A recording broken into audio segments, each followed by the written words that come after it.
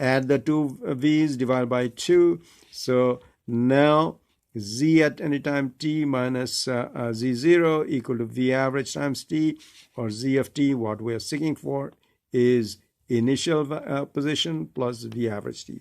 So the challenge becomes find v average in terms of time and other quantities. Let's do that. So v average is v at time t plus v0 over 2.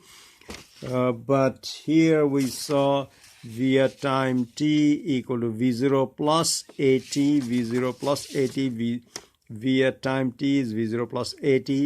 So v average would be vt, which is v0 plus at. I'm substituting here for vt, plus v0 over 2. And there are two v0s up there, a times t over 2. So v average is initial velocity plus at over 2.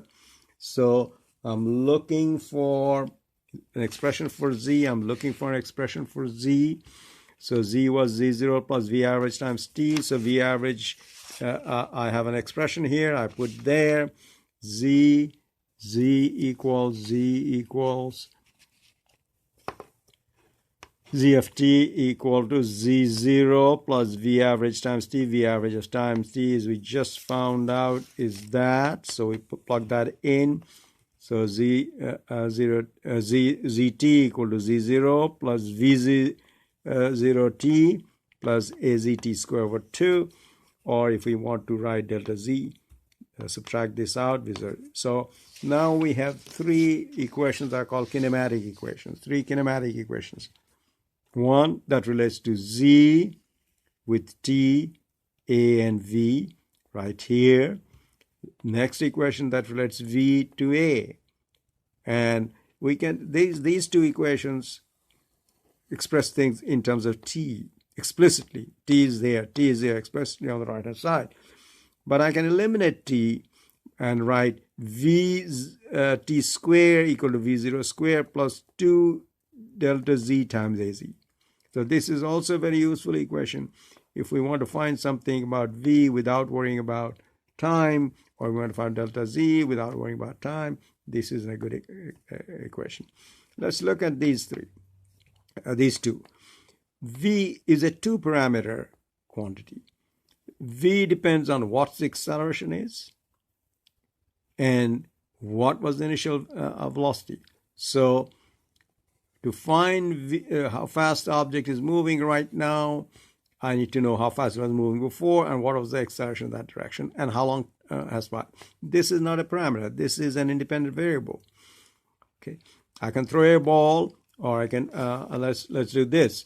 I'm throwing this marker. I threw it upward. So I threw it upward at 3 meters per second. That goes there. Acceleration is whatever acceleration exists on Earth. We'll come to that another time. What about this motion? Here, I just let the object fall. So here, initial velocity is 0. I can also throw this down. So I show you how I change this parameter v0. I can make it v0 be 0, v0 plus, minus, whatever. Okay. Now let's look at z.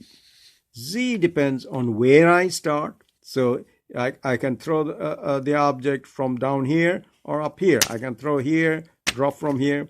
So initial height is a variable. Not a variable, is a parameter. I can change that for different situations. Likewise, as before, v0 is also under my control. This is not under control, but there's a 3-parameter family of equations is z of t. So these are the 3 equations of kinematics. Using these, we can find the parameters of interest. What are the parameters of interest? Depends on what is being asked. Let's say somebody asks, can you tell me how far the object has moved when v is 10 meters per second, initial velocity was 0, and acceleration shown. So if somebody asks this, other quantities given, we can solve for that. So delta z clearly is a quantity that can be solved. Can be solved from knowledge of v's and a, or can be solved here. Knowledge of V, knowledge of A, and one can find time. Here one cannot find time. You say, well, how far did it go and what time? You can't find that there. You'll have to come back here. So any of these three equations has quantities on the right equals quantities on the left. Quantities on the left must have the same dimension as on the right. That means if this is Z is meter, then right hand side everything has to be meter. This quantity Z0 is clearly meter. V0 is meter per second, but that times second is clearly meter, so I can add meter to meter. Then A is meter over second squared, but that times second squared becomes meter. So yes, this equation is dimensionally consistent. Dimensional consistency. So the dimensional consistency.